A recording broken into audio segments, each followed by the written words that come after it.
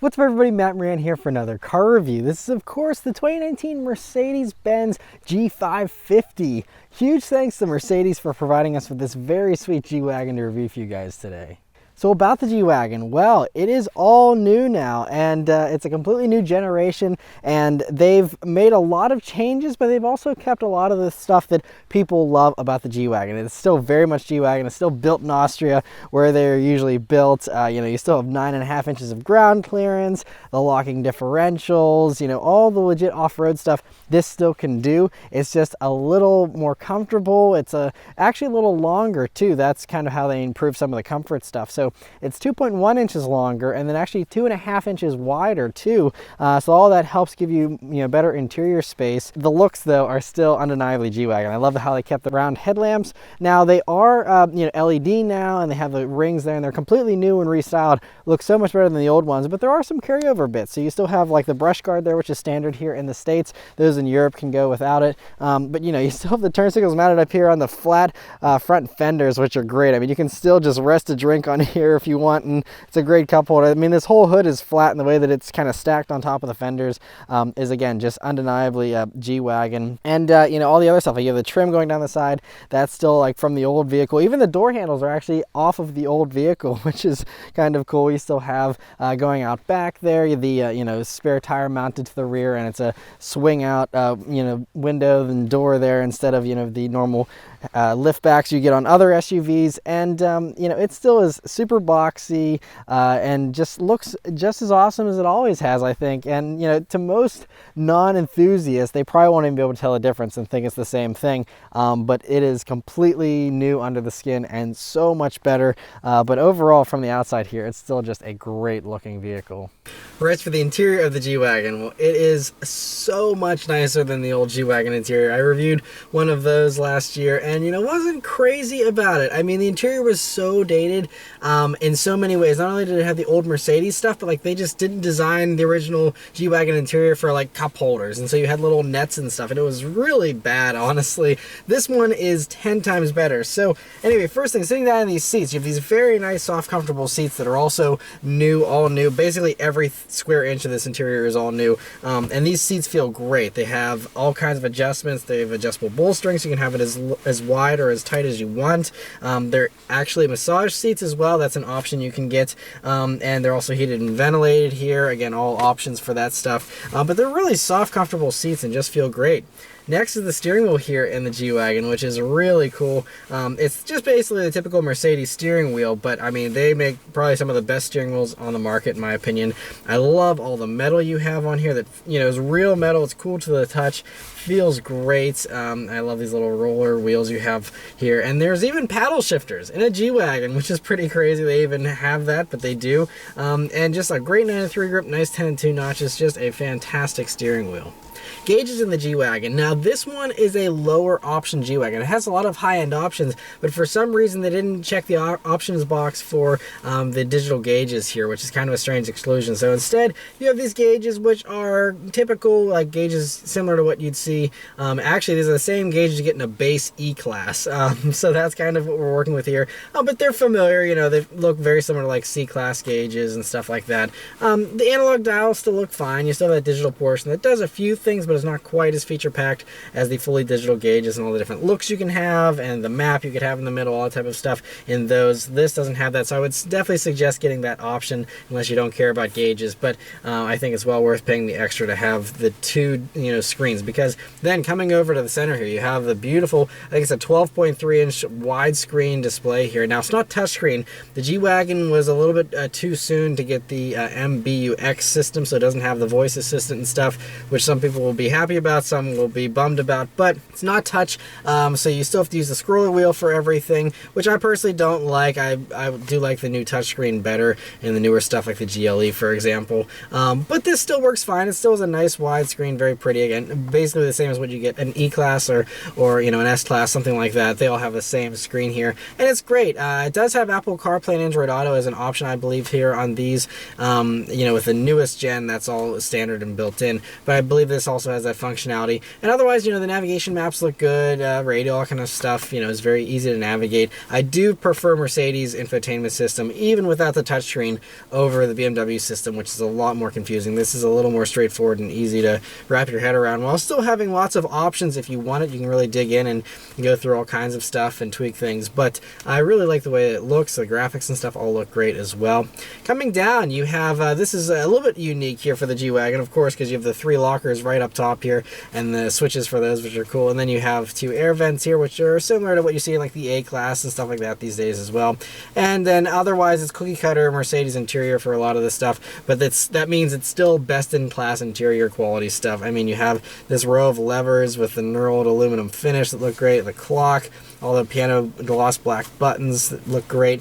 And then you have the controller wheel, like I mentioned, with its little touchpad thing here. And that, again, is straight out of any other, you know, current Mercedes, really. So the only thing I can really knock this interior for is that you still have cheap hard plastic by the transmission tunnel, and I'm guessing you can probably pay to have that covered in leather or something, but this one doesn't have that, and because of it, this feels like a, you know, this part here at least feels like it's out of, you know, a $20,000 economy car, and it's actually a little like hollow sounding, just isn't very nice. So I would definitely pay to have that covered if you can, because otherwise that's the only mark on this interior. Otherwise it is super high quality in just about every way.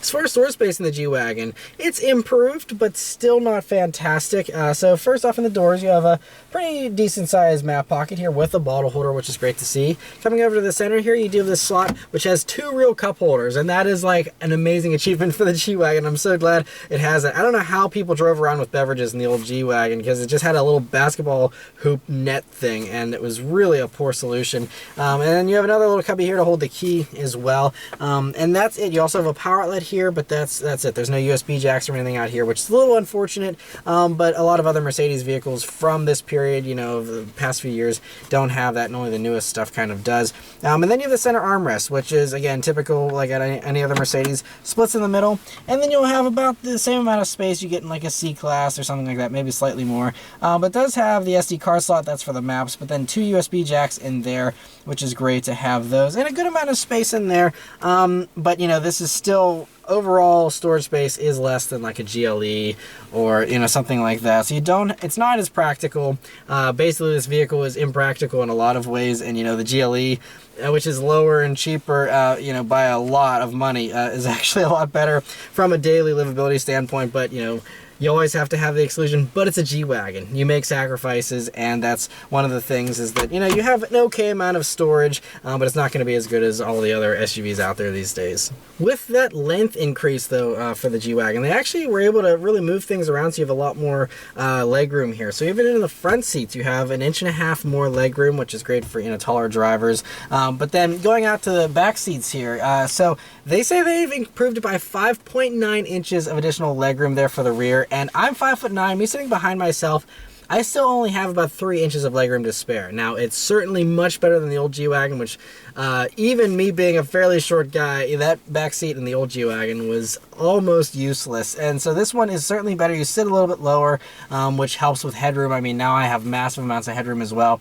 So that's improved, but I was expecting, when I heard that 5.9 inches of additional legroom, I thought it was going to be like, wow, it's a really roomy back seat. It's not quite as roomy, so I would certainly, you know, sit back there and try it out if you're considering buying one of these, to make sure it's still going to be spacious enough, because it is still, again, less space than what you get in like a GLE. Honestly, I think even a GLC is pretty comparable in rear legroom. That's about the type of space you're dealing with there. But you also, you know, do have some nice amenities back there. They're heated seats in this one, you know, as an option. And then you also have a fold-down center armrest with 2 cup holders built into it.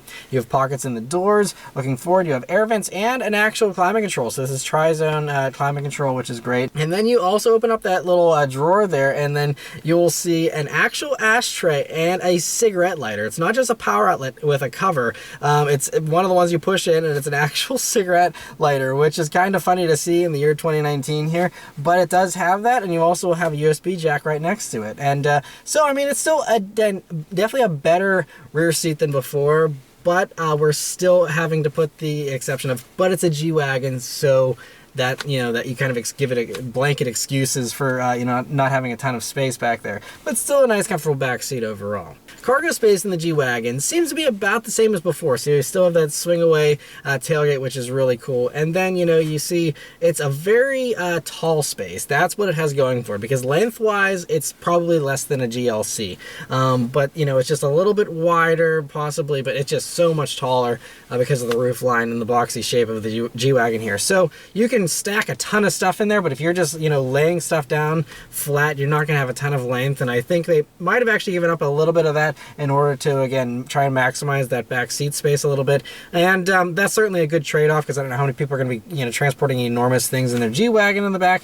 But if you need to, it still should be great, again, if you're looking for something with height. Otherwise, like, if you want something with a longer trunk, you're better off with any other Mercedes SUV in the range, I think. But, you know, again, another exception, because it's the G-Wagon, and so that's just, you know, to get the right proportions, they couldn't stretch it too much, and so that's what you have to work with back there.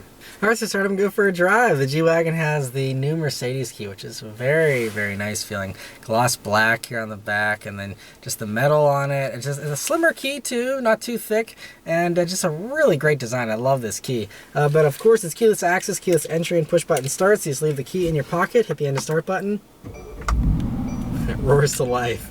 All right, so setting off in the G-Wagon here. So, first thing that you notice, well, there's all kinds of things. First off, you're sitting up very high here in the G-Wagon, and that's the thing that really sets this apart from all the other Mercedes SUVs, is just how much higher I think you sit here. And of course, part of that's just because you have, you know, again, 9.5 inches of ground clearance, but it gives you a very good view forward too. I mean, you have these very thin A-pillars in typical G-Wagon fashion, and so I'm amazed they actually kept that. You also have the very short dashboard here, which is another thing they kept from the old car that's really impressive.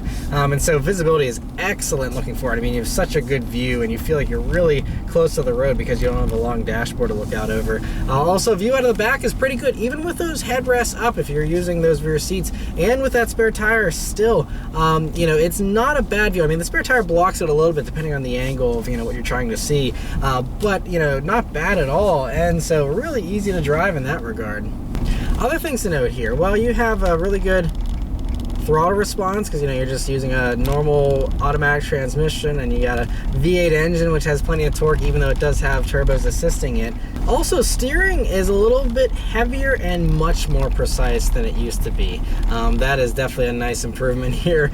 So the G-Wagon now has rack and pinion steering for the first time. It didn't have it before, and so that's really great. I mean, the whole suspension has been completely worked over. So the suspension is still, you know, the whole vehicle is still on a ladder frame. You still have a live rear axle, you know, suspension back there.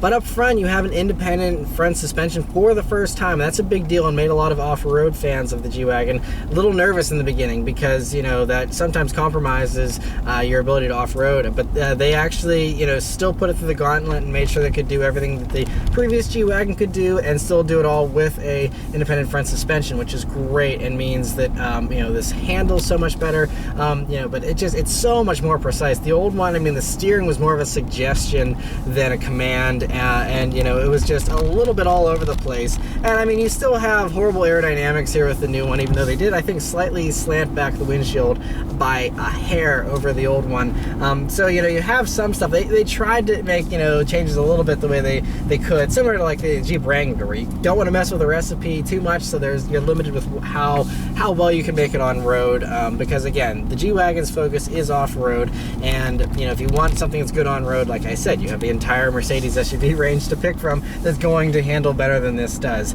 And you know, but it still does, I mean, even at low, I'm just at low speeds here right now, but it does feel pretty good. And it's also better because now the G-Wagon is 375 pounds lighter than the old version, and so that is a huge weight savings. You know, they did a lot of lighter weight materials and stuff, and figured out ways to cut out weight where they didn't need it, while still giving you a very substantial feel. You know, you still have very heavy doors. They close with a solid thunk, and you got to put a little muscle into them to get them to latch, and you know, all that type of stuff. The locks still have the very mechanical sound that's just like addicting to listen to here.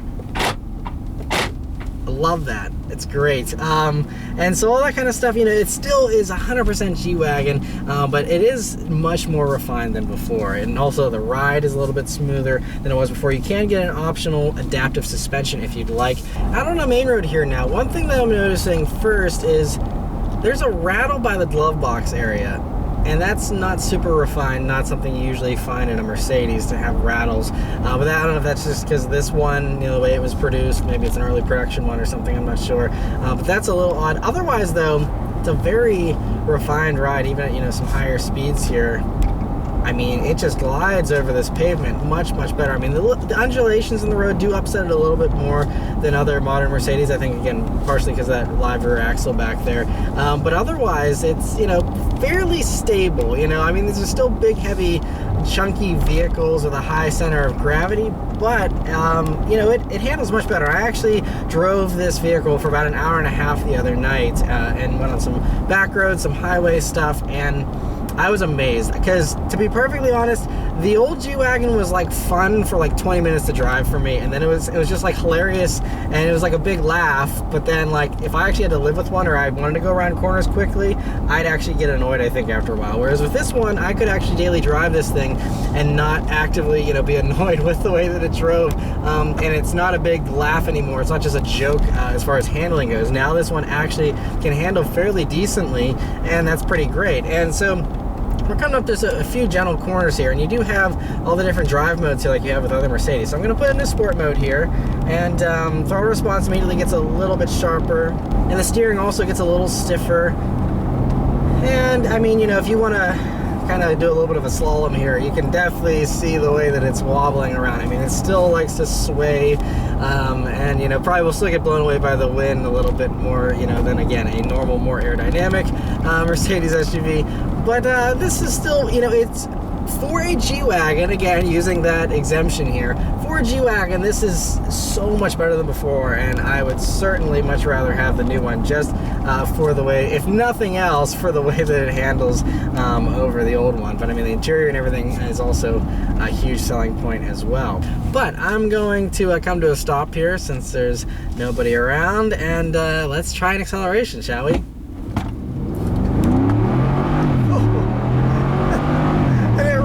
Woo!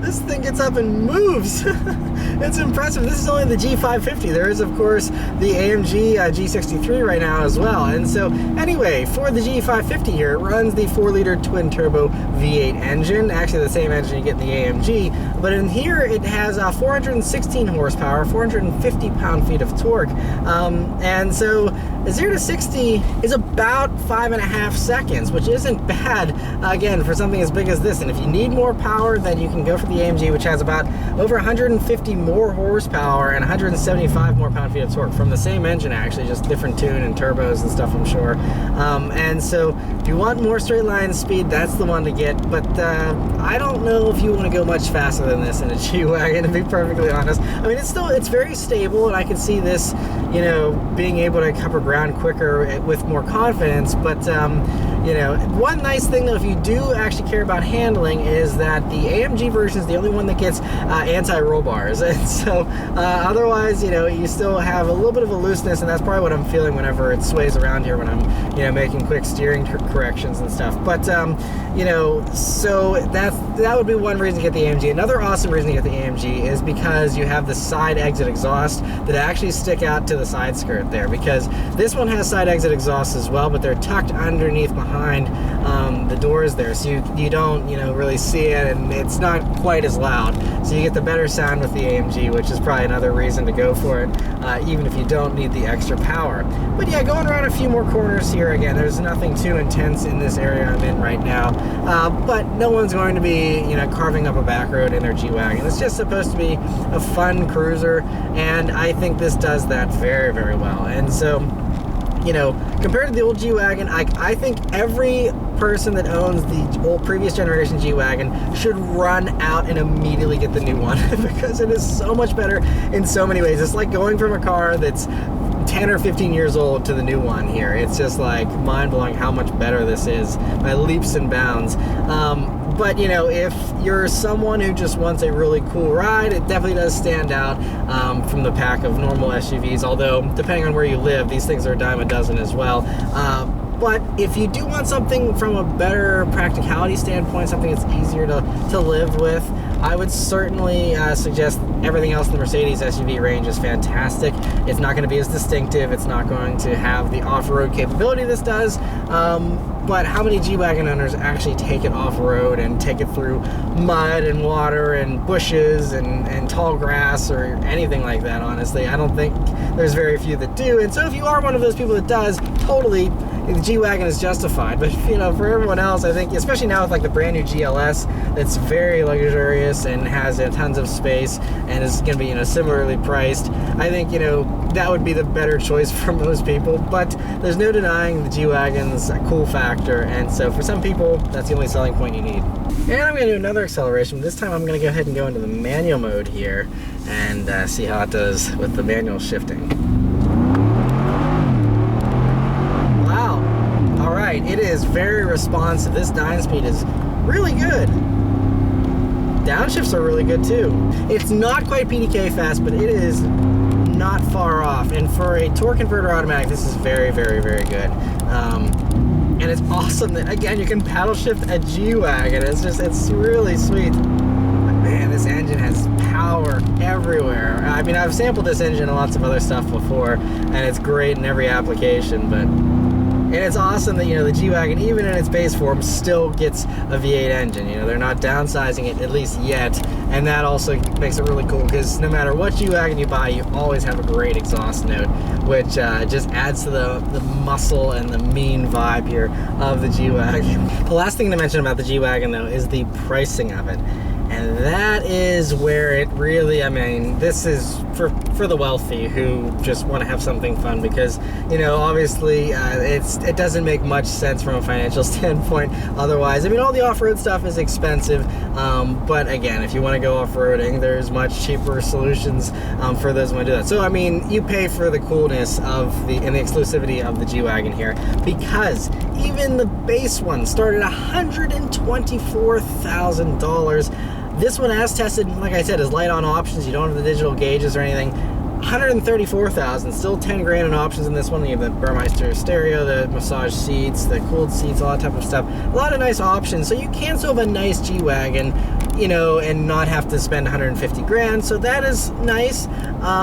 But still, you know, I mean, it's insane. I just did the BMW X7 and reviewed that, and that thing with 3 rows and all the luxuries you can, you know, think of, that is still, you know, $120,000 fully loaded, basically. So, I mean, we're talking about a whole nother level of insanity as far as the pricing for this, and you get a lot less, again, if you aren't going to be going off-road. You know, the pricing is just part of the, you know, the whole G-Wagon idea doesn't really make a whole lot of sense in modern times, again, if you're just driving it on the road, and so the pricing falls right in line with that as well. But you know what? I think it's awesome that Mercedes is just even continuing with the G-Wagon, continuing with a design and idea that's from the 70s and a military vehicle, you know, the way it started, now what we have, and the fact they continue to invest in it, and invest in an all-new generation of the G-Wagon, and, you know, it has this cult following, and clearly, I mean, it's not like they're losing money making these things or anything, but it's still just awesome that they continue to keep it around, because they don't have to. And, you know, the logical bean counters could say, no, there's no point in trying to invest in this, let's just go for the normal mainstream SUVs and the curvier shapes and all that kind of stuff. But they still want to stand out with this. And so, yes, it's crazy expensive, and yes, you know, objectively, it's not as good at being a daily driver SUV than anything else in the Mercedes range, but it's okay because it's cool and it's just different, and I think it's awesome that they continue to offer it. And so for that reason alone, you have to love the G-Wagon, if nothing else. You know, in these days of more and more bland vehicles, to have something to stand out from the pack is, you know, is really something that's of high value, I think, to a lot of people, especially ones that can afford something like this. So anyway, huge thanks to Mercedes for providing us with this G-Wagon to review for you guys today. Let me know your thoughts on the 2019 G550 in the comments below. Thank you guys very much for watching, and I'll see you on the next one. Take care.